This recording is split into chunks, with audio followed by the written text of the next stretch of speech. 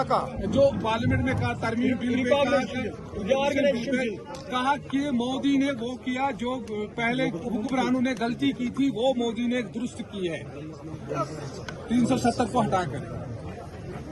کیا جیتے گا کشمیر میں؟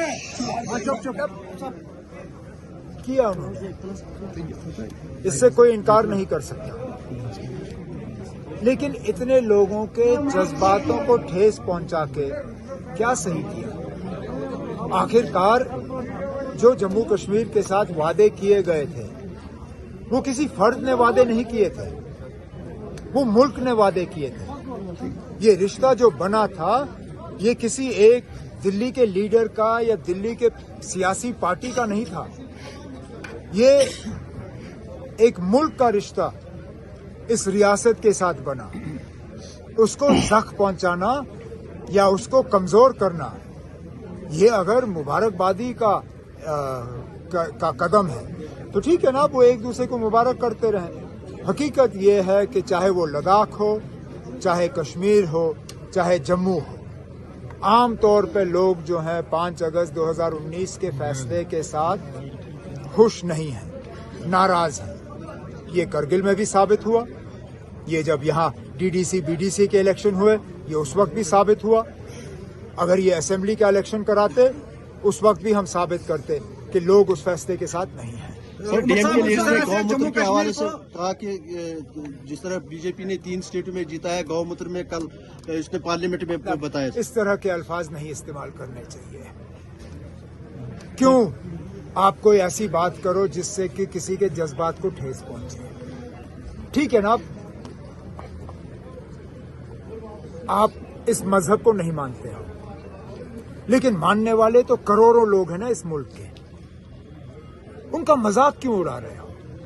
کیا ہمارے تامل ناڈو کے بھائی بہن جو ہیں وہ خوش ہوتے اگر ہم میں سے کوئی ایسا بیان نکالتا ان کے بارے میں؟ نہیں ہونا چاہیے. جہاں تک مذہب کی بات ہے مجھے لگتا ہے کہ ہم سب کو دوسروں کے مذہب کی عزت کرنی چاہیے، احترام کرنا چاہیے، اور ہمارے منہ سے کوئی ایسی بات نہیں نکلنی چاہیے جس سے کہ کسی اور کے جذبات کو ٹھیس پہنچے. محروم رکھنا عوام کو، عوامی سرکار سے محروم رکھنا، یہ عوام اور دلی کے درمیان رشتے کو کہاں لے جا رہی ہے؟ بربادی کی اور.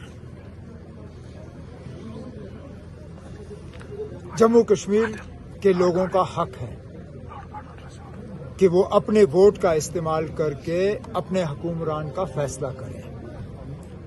ہمیں اب لگاتار 2014 کے بعد اس فیصلے سے محروم رکھا جا رہا ہے اور یہ ایک عجیب سا فکسڈ میچ کھیلا جا رہا ہے.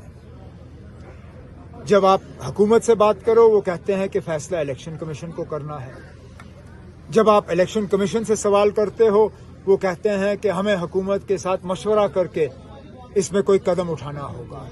ظاہر سی بات ہے کہ دونوں ایک دوسرے کے پیچھے چھپنے کا کام کر رہے ہیں اور اس کا خمیازہ جموں کشمیر کی عوام جو ہے وہ بھگت رہی ہے. اگر اس ملک کے وزیر اعظم نے دلی کی اس میٹنگ میں کہا کہ وہ دلی سے دوری اور دل کی دوری دونوں ختم کرنا چاہتے ہیں تو آخرکار کیا وجہ ہے کہ وہ اس میں کوئی پیش رفت نہیں کر رہے ہیں؟ اور انڈین الائنس کا فیوچر آپ کیا دیکھ رہے ہیں؟ انڈین الائنس کا دے سکتا ہے BJP کو جو ریزلٹس آ گئے؟ انڈیا الائنس نے ان الیکشنوں میں حصہ نہیں لیا تھا.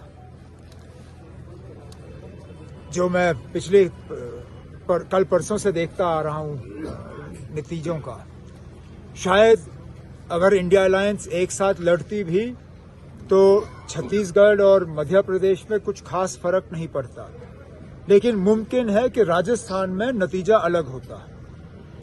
ایسے حالات میں اب نئے سرے سے انڈیا الائنس کو کیسے پارلیمانی الیکشن کے لیے تیار کیا جا سکتا ہے، اس کے لیے اب میں نے سنا 16 تاریخ کو میٹنگ بلائی گئی ہے. اس دوران بیٹھ کے بات کریں گے، سنیں گے کانگریس کی طرف سے کہ اگر ان کو اس بات کا احساس ہے کہ ان سے غلطی ہوئی ہے.